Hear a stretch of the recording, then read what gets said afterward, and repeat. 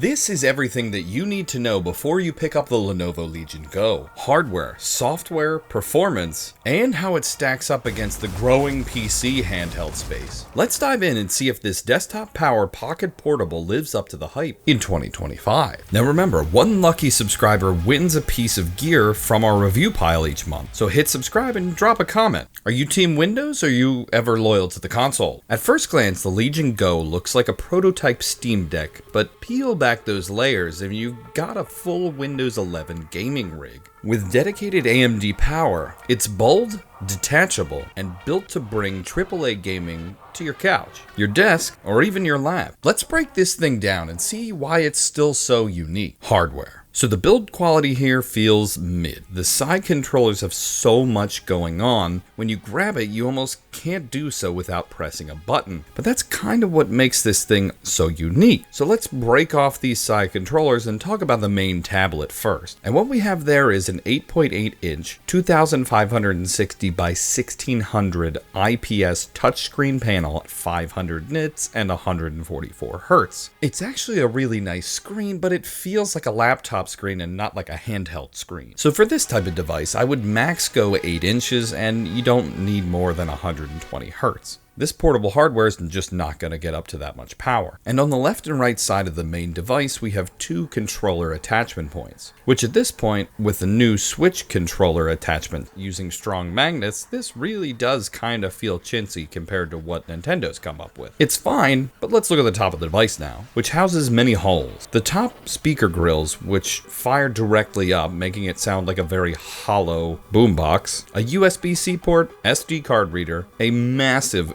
gaping exhaust port, just open to the world. Who knows what's gonna get in there? I get why, but I don't like it. A 3.5mm audio jack, power button with the Legion Go logo, which is actually nice, and a volume up and down set. On the bottom we don't have much, a USB-C port and a spot to open the back stand. Speaking of the back, we have two giant grills for intake, which is definitely always in use. This thing gets hot and spins up quick. A logo, another logo, and a flip out kickstand. When flipped up, reveals the last known location of the One Piece? Who knew? But that's just the main brick of the tablet. Now we have controllers, and holy guacamole, whoever let the engineers run wild on this thing, I'm glad you did, but these things do nothing well and give you all of the options to say, why? Why did you put that many buttons on here? It's cool, and I like it. I like looking at it. It looks very sleek. But then chunky at points?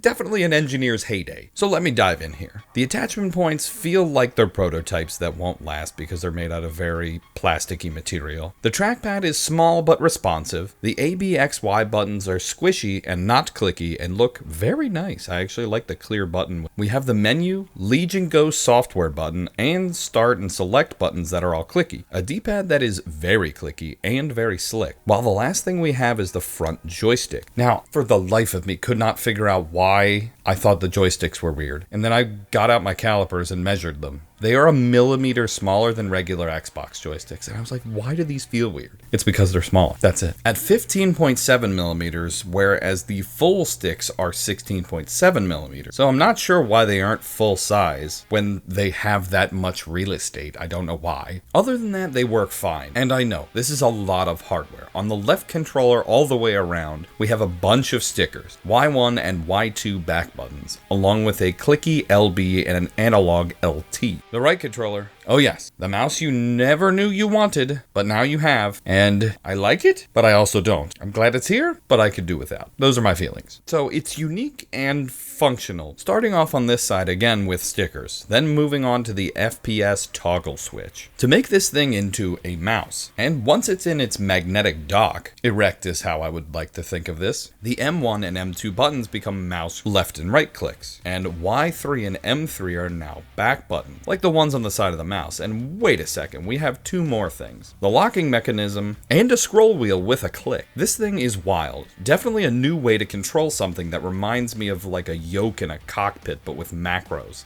And the mouse functionality is just fine. I think they did a great job making it a portable mouse, but it's definitely not winning any awards in the terms of feeling department. Feels like buttons every time you grab it. All in all, the Legion Go's hardware really is a marvel of engineering, packing so much into what people would want in a cyberdeck looking handheld. But design prowess only tells half the story. Let's switch gears to software and real world performance. Software. Out of the box, it's Windows, so you get instant access to Steam, Xbox, and the Epic Launcher, plus dynamic performance profiles mapped to the Legion Go's button. So I know, you're still thinking, Windows on a handheld, it's not that great. It's gotten better in 2025. It's not fully there, it's not like a Steam Deck, it's not that easy to use, but it is better. Tablet mode works, but I recommend having the Legion software launch up first, or Steam Big Picture with the sticks built in. You can just control that. And then you can just save yourself from having your device constantly smudgy, which don't smudge me. Power comes from the AMD Ryzen Z1 Extreme APU and RDNA 3 graphics. This gives you enough power to run plenty of regular Windows-based games, at least at medium to AAA titles. For this type of machine, I'd be looking at running it at 1080p and locked in at 60, which is preferably have it. Turning down the graphics setting or using less intensive games to make sure it hits that 60. This also applies to emulation, where this device pretty much emulates anything you want to all the way up to the Switch and PS3. It really is just Windows, so finding weird things to use as emulators on the Android store or anything else like that is native here. You can download the exe and install it, making it great for RetroArch, or I have set up here EmuDeck to run from my Steam page as the launcher. And I think that looks really nice. It's better than like a whole hot pile of trash of ROMs where you have to scroll through a bunch of ROMs before you get to the one you're actually playing. It's just going to give you the one that you played last and log you into a nice front end that looks nice too. So power is great on this thing. It's set up like a laptop